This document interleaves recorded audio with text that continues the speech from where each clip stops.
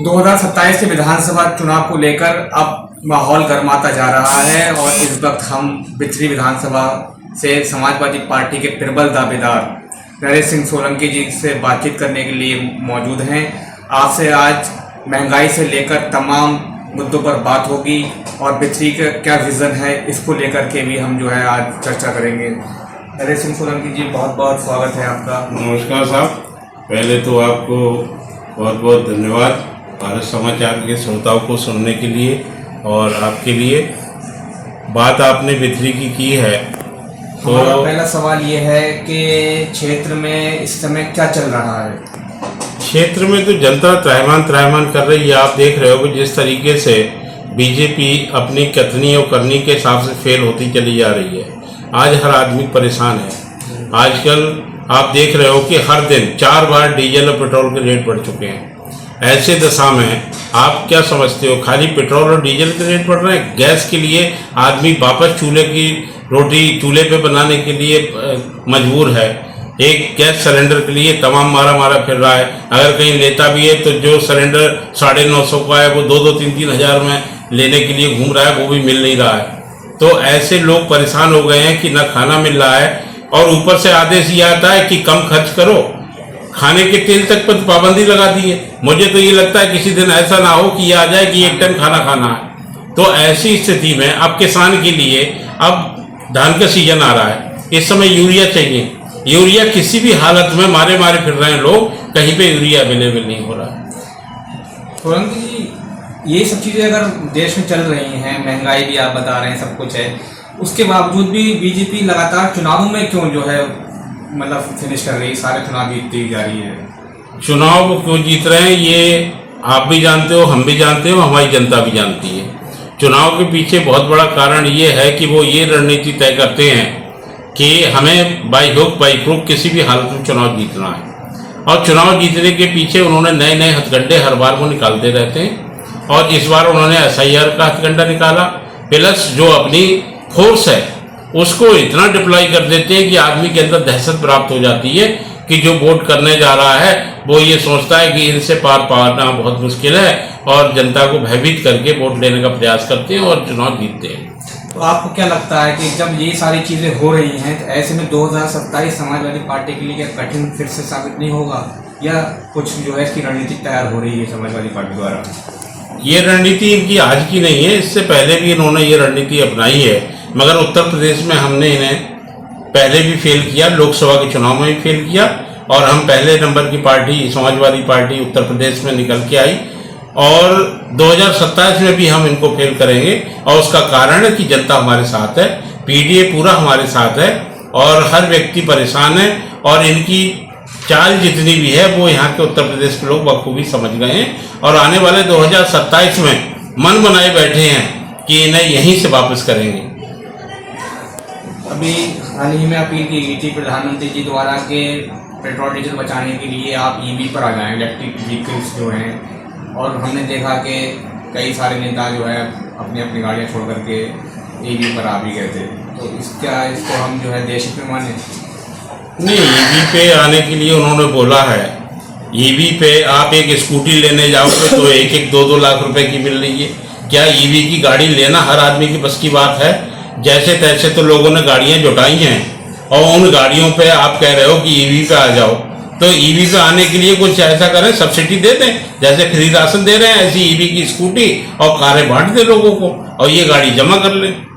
कहने का मतलब ये है कि उनके कहने से थोड़ी चलता। उन्होंने तो ये भी कहा था कि विदेश यात्रा ना करें और जिस दिन कहा उसी दिन 5 कंट्री घूमने चले गए।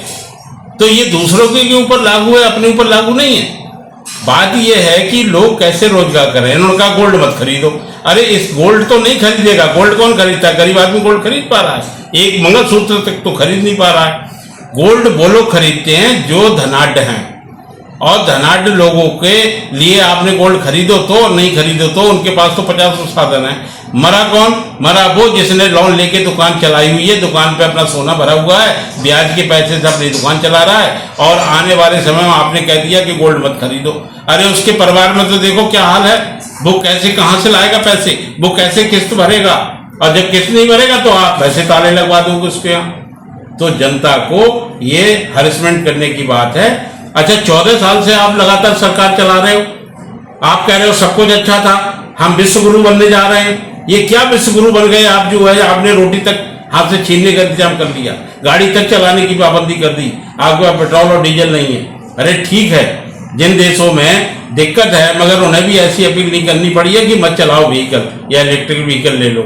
हम लोग बीजेपी के नेताओं से जब बात करते हैं यही सवाल करते हैं कि इस तरीके की चीज़ें हो रही हैं, महंगाई बहुत है, तो वो ये कहते हैं कि देखिए तेल पर जो है इतने सालों से जो है स्थिर थी बिल्कुल तेल की कीमतें, और वैश्विक जो संकट आया हुआ है उसके बावजूद भी मात्र 3, 4, 5 रुपये बढ़ना जो है ये कहीं ना कहीं बीजेपी ने हम मोदी जी के ही उससे हो पाया है, ये कहते हैं। आप उनकी बातों को भी सुन के आए होंगे, मैं भी कहता हूँ जब से बीजेपी सरकार आई है 400 रुपये का सिलेंडर मिलता था और आज 2-3 हज़ार का भी नहीं मिल रहा है। ये कौन सी मतलब जो है महंगाई कम करने वाली बात है? जब ये आए थे तो पेट्रोल किस रेट था? डीजल 50-60 रुपये मिलता था और आज 95 रुपये मिल रहा है। यही अच्छे दिन है? ये कहते कुछ है और करते कुछ है, हर चीज़ का यही हाल है।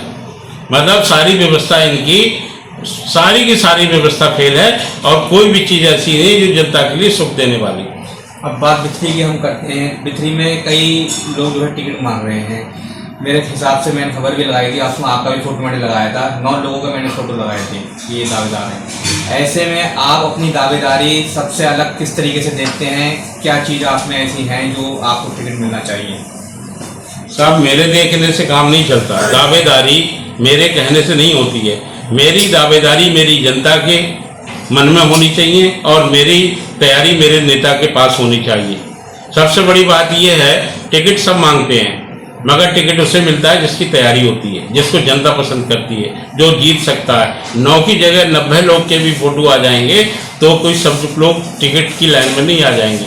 और मैं भी कहता हूँ अगर मैं इस लायक हूँ कि मुझे अगर टिकट का मैं डिजर्व करता हूँ और मैं जीत सकता हूँ या मुझे जनता पसंद करती है तो मुझे टिकट दिया जाए। अगर मेरे से कोई बेटर है तो मैं तो चाहूँगा कि सरकार 2027 में बनानी है तो उसको मौका दिया जाए। मैं तन मन धन से शुरू से लड़ाता रहा हूँ और फिर लड़ाऊंगा।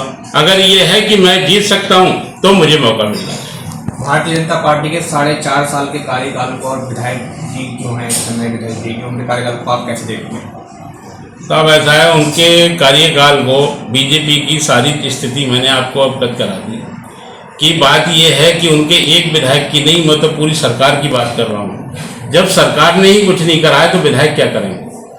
विधायक की तो ये स्थिति है कि आप योगी जी को ये कहना पड़ा है अधिकारियों को कि भाई विधायकों की बात सुनो। यहाँ तक की बात है कि जो बिजली मंत्री हैं उन्होंने खुद ये अपने आप से कहा वीडियो डाल के कि हमारे अधिकारी भ्रष्ट हैं और पैसा ले रहे हैं। जब बताइए सरकार के लोग एक्सेप्ट कर रहे हैं तो ये किसी एक विधायक की क्या ताकत होगी और कितनी क्या होगी आप समझ सकते हो। वहाँ तो सब मजबूर हैं। सर सोलंकी जी बताइए कि पिछली बार मौर्य पर भी जो है आजमा कर देखा, उससे पहले यादव जी को भी लड़ाया था समाजवादी पार्टी ने वीरपाल जी को, और ऐसे में ये सीट नहीं निकल पाई। जबकि हम ये देख रहे हैं कि आज़ादी से लेकर के मतलब ठाकुर यहाँ काफ़ी जीतता रहा है। तो ऐसे में आपको क्या लगता है, क्या इस बार भी ठाकुर को टिकट मिलना चाहिए? और फिलहाल जो है जाति का समीकरण कर रहे हैं इस बार। साहब बिथरी विधानसभा में सबको लड़ा के देखा, मौर्या भी कई बार लड़ाया है, एमपी में भी लड़ाई मौर्या को और विधानसभा में भी लड़ाया।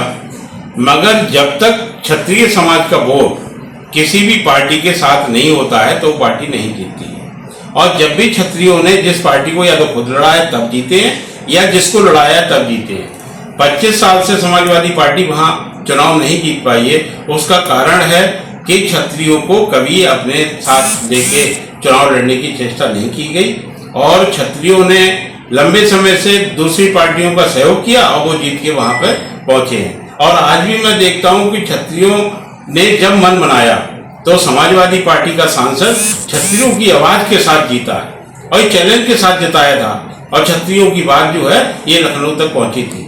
और इस बार भी मैं कहता हूँ जब भी क्षत्रिय एकजुटता है और हमारा क्षेत्र क्षत्रियों से बहुल है और क्षत्रियों का ये है कि जिसकी तरफ हो जाते हैं वहाँ सीट निकलती है। और मैं समझता हूँ इस बार अगर राष्ट्रीय अध्यक्ष जी ने ये मौका दिया क्षत्रियों को तो इस बार भी हम जीत के आएंगे और ऐसा मुझे विश्वास है। बिथरी की जनता के लिए कोई मैसेज, कोई संदेश वगैरह देना चाहेंगे? मैं तो ये जानता हूँ कि बिथरी की जनता को ऐसे माहौल में, जब बीजेपी के बहुत लंबे समय की सरकार को देख लिया है, तो मैं ये कहता हूँ कि ऐसे लोगों को जो लगातार झूठ की बुनियाद पर खड़े हैं और लगातार झूठ बोल रहे हैं, महंगाई चरम पे है और केवल खाना खिला के किसी तरीके से अनाज दे के लोगों को रोजगार छीन रहे हैं, हर आदमी परेशान है, तो ऐसे लोगों को 2027 में बखूबी सबक सिखाने की जरूरत है और आदरणीय अखिलेश जी को मतलब जो है 2027 में मुख्यमंत्री बनाएं, जिससे कि इस प्रदेश में खुशहाली का माहौल बने और सब लोग सुखी जीवन जी पाए। Thank you so much.